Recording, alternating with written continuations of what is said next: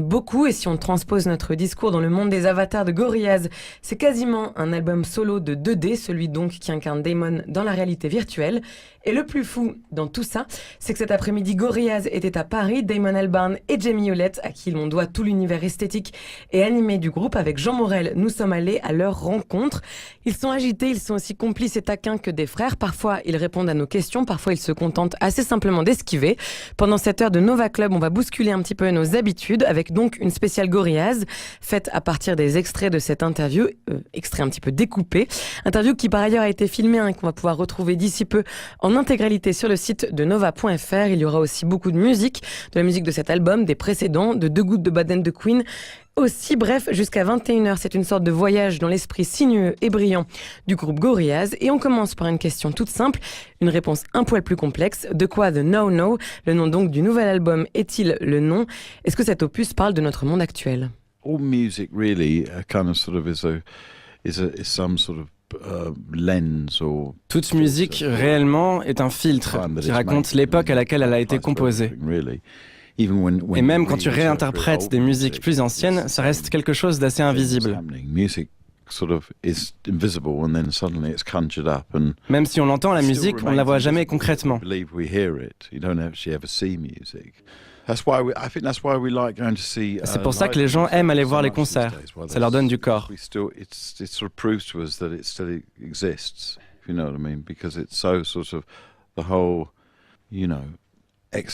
Vous voyez, c'est la preuve que la musique existe encore dans une crise existentielle dans laquelle on vit, dans ce monde digital, où tu ne vois pas vraiment la musique, mais tu vois quelqu'un qui donne du corps à la musique.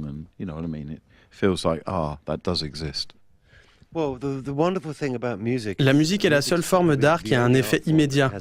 Tu entends un son et ça te touche directement, tu deviens accro. Ça demande plus de patience de lire un livre, de regarder un tableau ou de regarder un film. La musique a cet effet accrocheur. C'est un superbe média pour donner de la voix à tes opinions.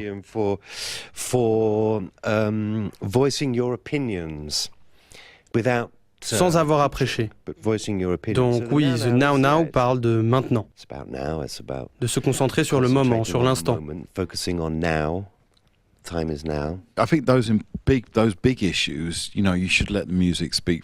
Je pense que quand on touche à des vraies problématiques comme ça, en tant que musicien, ça ne sert à rien de prêcher.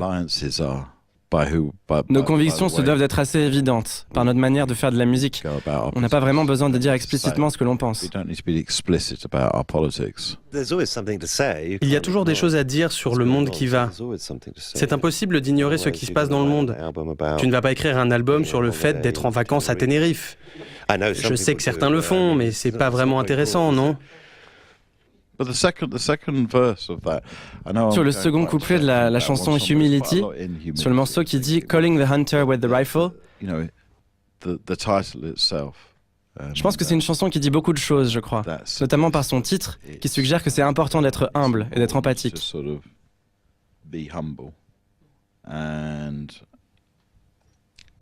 Ce morceau-là qui s'appelle Humility, c'est donc un des premiers extraits qu'on a pu entendre du nouvel album de Gorillaz de Now Now. Gorillaz qui sont avec nous. On va donc écouter ce morceau.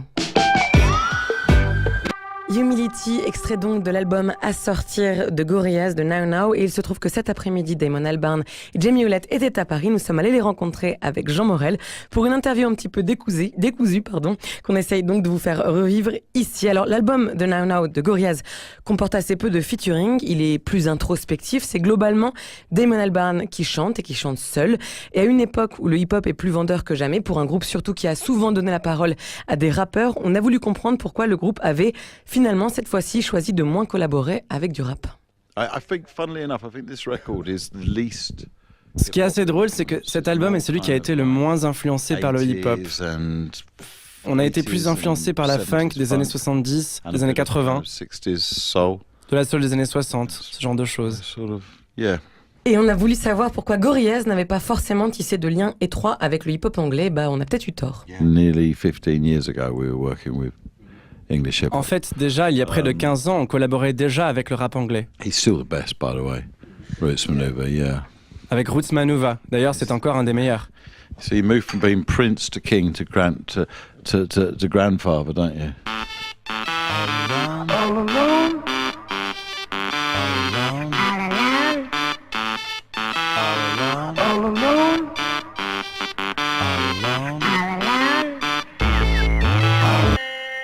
En 2005, donc, Gorillaz collaborait déjà avec le rap et le hip-hop anglais, un featuring avec Roots Manuva sorti en 2005. En 2018, ils sont dans une chambre d'hôtel et nous sommes allés les rencontrer. Alors, pour parler notamment de leur nouvel album, l'album à sortir qui s'appelle The Now Now. Et il faut le savoir, lorsque Damon Albarn veut collaborer avec des musiciens qu'il aime, il leur envoie des petites lettres. Je lui ai donc demandé de détailler le genre de missive qu'il avait envoyé pour ce nouvel album, par exemple à George Benson. Yes, I mean they're pretty brief. They're pretty Oui, enfin, vous savez, c'est des toutes petites lettres, c'est des choses d'enfants. Cher Papa Noël. George. Hello. Damon. Ouais, enfin, vous voyez, ce genre de choses, quoi. Voilà, ça c'est donc Damon Albarn en train de s'imiter lui-même, en train d'écrire une lettre à George Benson pour lui demander un featuring. On a aussi profité de l'occasion pour lui demander où est-ce qu'il avait écrit, composé, peut-être enregistré cet album, puisque dernièrement Gorillaz a beaucoup été en tournée. I mean, I wrote it in hotel rooms. En fait, je l'ai écrit dans des chambres d'hôtel pendant la tournée en Europe et aux États-Unis. Last autumn and winter. C'était l'automne dernier et en général, c'était dans les penthouses. Or at least the floor below the penthouse. Ou juste en dessous des penthouses. Because Tu aimes te sentir comme Megaman. I mean, you know, that's the isolation as well. It's called. Oui, ça me permet de prendre de la hauteur et de m'isoler. From somewhere high. En vrai, c'était des semaines intenses. 4 semaines en studio, de 10h à 18h. Moi et Damon, Rémi Kabaka et James Ford, le producteur. On était stone, on parlait de la musique encore et encore. On écrivait nos idées, on faisait de la musique, on faisait des brainstorms. And we also recorded everything. Et on a aussi enregistré et écrit tout ce qui se passait en studio. We said in the studio.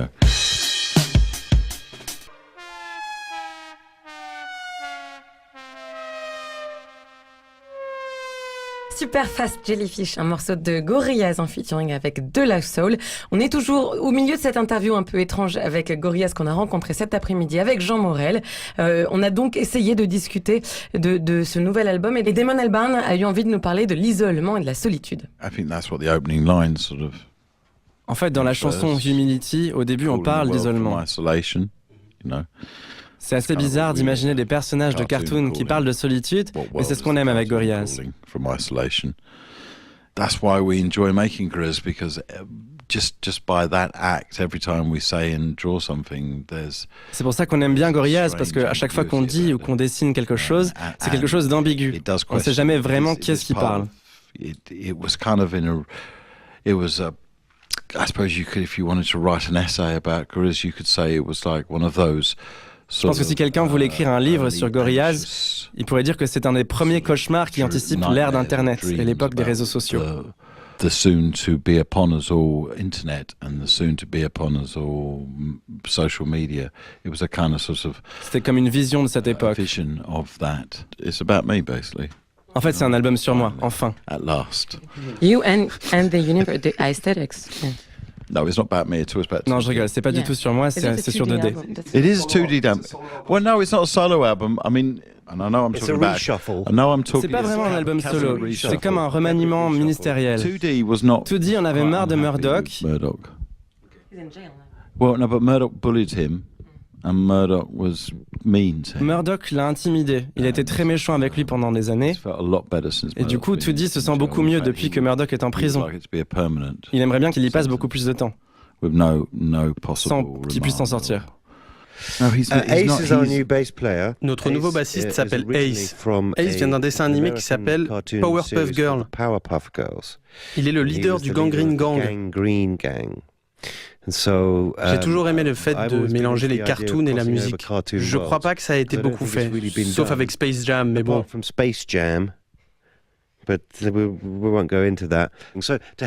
Avoir Ace qui fait de la basse, Ace of Bass. D'ailleurs, si tu aimes les dessins animés, c'est absolument dingue que ce personnage ait rejoint Gorillaz. Si vous n'avez rien compris à rien, sachez que Murdoch, 2D, 2D ou Ace, ce sont des personnages, des avatars de Gorillaz, des avatars qui existaient déjà au moment du morceau Melancholy Hill. Mélancolie, un très beau morceau de Gorillaz, mais il n'y a pas que Gorillaz dans la vie de Damon Albarn qui était avec nous cet après-midi. Il y a un autre groupe qu'on aime beaucoup aussi à Radio Nova. C'est à proprement parler un super groupe puisque The Good, The Bad and The Queen, qui a été monté en 2007, a été monté avec Tony Allen, Simon Tong donc du groupe The Verve et Paul Simonon des Clash. Et depuis quelques semaines, il y a une rumeur qui dit qu'il y a aussi un nouvel album de ce super groupe emmené par Damon Albarn qui va sortir. On a osé poser la question et on a bien fait. Good, Bad and The Queen. Yes, there's a new record, it's finished. Oui, il y a un nouveau disque, il est fini et il va sortir à la fin de l'année. Yes, it will come out at the end of the year. Oui, ça va sortir à la fin de l'année. Yes, it is. Et oui, il y a Tony Visconti dessus. Talk about that. Yes, later.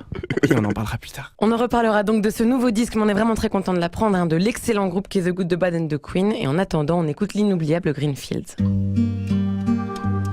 C'était fin de l'interview des Gorillaz juste après. Alors on leur a demandé aussi leur pub favorite. Ils nous ont fait une petite sélection et juste après on les retrouve. C'est vraiment les pubs qu'ils préfèrent. Le Nova Club. Voilà, cette interview coupée, décalée, recollée de Gorillaz touche à sa fin. Vous pourrez la retrouver sur nova.fr en entier et en vidéo. Pour finir, on ne pouvait pas ne pas leur poser la question des morceaux qui les ont toujours influencés. Bon, la réponse a de quoi surprendre. Je crois qu'elle est pas vraiment très sérieuse. Je vais vous la faire courte parce que pour le coup, c'est difficile à traduire. Jamie Hewlett et Damon Albarn nous expliquent pourquoi Saturday Night Fever est la meilleure chanson du monde. Chanson des Bee Gees, oui, parce que tout le monde aime et que c'est pas rien d'arriver à créer une chanson que tout le monde aime. Surtout, c'est fou de chanter « Je suis un homme à femme » avec cette voix féminine, ce falsetto. C'était Damon Albarn et Jamie Hewlett en interview dans le Nova Club. On écoute forcément, ils l'ont demandé, les Bee Gees. If you put Saturday Night Fever on the radio, I have a lot more to give. Yeah. Saturday Night Fever, Bee Gees. But that's everyone on earth likes that. There's no one who doesn't like It's that. the greatest pop song ever written, I mean, right? it's impossible not to like that. I mean, what an amazing thing to have done, created something that everyone on earth loves. That's incredible. That's incredible. I mean, that not many people get to that point. Yeah. You know, that's definitely something to get up in the morning for. And to sing that line in that falsetto that I'm a woman's man. You can tell by the way I move my hands, I'm a woman's man. To sing it that high. Well, it's interesting because, I mean, normally you would associate that line with, you know, if it was more orthodox, it would be, I'm a woman's man, you know. I'm a woman's man. Do you know what I mean? I think it's very clever what he did there. That's what I mean. It was kind of, you know, it's the beginning of gender politics. It's got so many things in that song.